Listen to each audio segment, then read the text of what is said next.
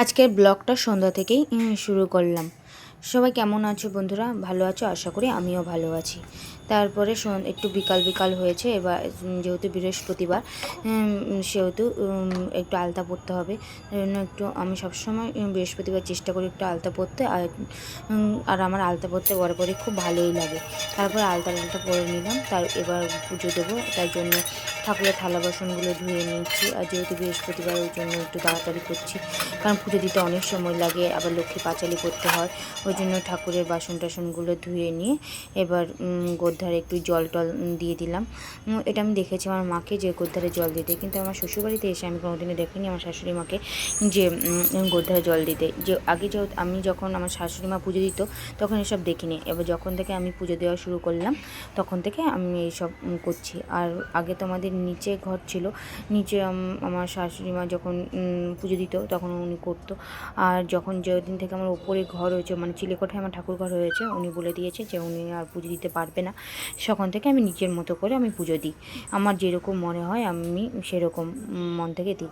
তারপরে বাসন টাসন ধুয়ে এবার ঠাকুরের পুজো টুজো দিয়ে নিলাম, দিয়ে এবার ঠাকুরকে একটু ঘরে ঘরে সন্ধ্যাবাতি দেখালাম। বৃহস্পতিবার সেই জন্য আমি ধূপ ধুনো দিতে হয়, ওই জন্য পুরো সারা ঘরে ধূপ ধুনো দিয়ে দিলাম। দিয়ে এবার গিয়ে লক্ষ্মী ঠাকুর ঘরে গিয়ে এবার লক্ষ্মীর পাঁচালিটা পড়ে নেবো। আমি প্রতি বৃহস্পতিবার চেষ্টা করি লক্ষ্মীর পাঁচালি পড়তে, আর যখন খুব তাড়াহুড়ো থাকে তখন আর পড়তে পারি না, কী করবো, সময়ের যখন অভাব হয় তখন আর লক্ষ্মীর পাঁচালিটা পড়তে পারি না।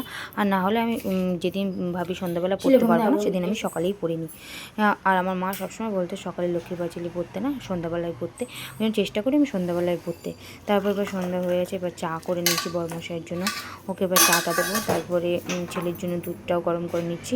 তার মধ্যে ছেলে আবার দুধ খাবে না, ও আবার দোকান থেকে মুড়ি আর চানাচুর নিয়ে এসছে, ওই জন্য এখন মুড়ি ঢালছে। দেখতে দেখতে আমার ছেলেটা কত বড় হয়ে গেল। ভাবছি এই কয়েকদিন আগে যে নিজে হাতে খেতে পারতো না, আজকে সে নিজে নিজে মুড়ি চানাচুর মেখে, আবার তার সাথে তেলও লাগে, সে জানে, সে তেল দিয়েও মেখে নিচ্ছে। তাই জন্য একটা বাচ্চা কত তাড়াতাড়ি বড় হয়ে যায়। এবার ও নিজে খাবে, খেয়ে তারপরে এবার ও খাওয়া দাওয়া হয়ে গেছে, তারপরে এবার ওকে একটু পড়তে বসালাম, যেহেতু কালকে স্কুল আছে, স্কুলে হোমওয়ার্ক টোমওয়ার্ক করতে হবে, ওই জন্য কাল একটু পড়তে বসিয়ে দিলাম। তারপরে পড়ে টোরে নিয়ে এবার ওর জন্য ওকে রাতে খাবার করছি, আমি আরও খেয়ে নেবো। এবার ও কী দিয়ে খাবে, ও বুঝতে পারছে না কী দিয়ে খাবে, তাই দেখলাম দুধ আছে, ভাবলাম দুধ দিয়ে খেয়ে নেবে, নাহলে ওকে দুধ দিয়ে খাবারটা দিয়ে দেবো, আর আমি এটা ওটা খেয়ে নেবো।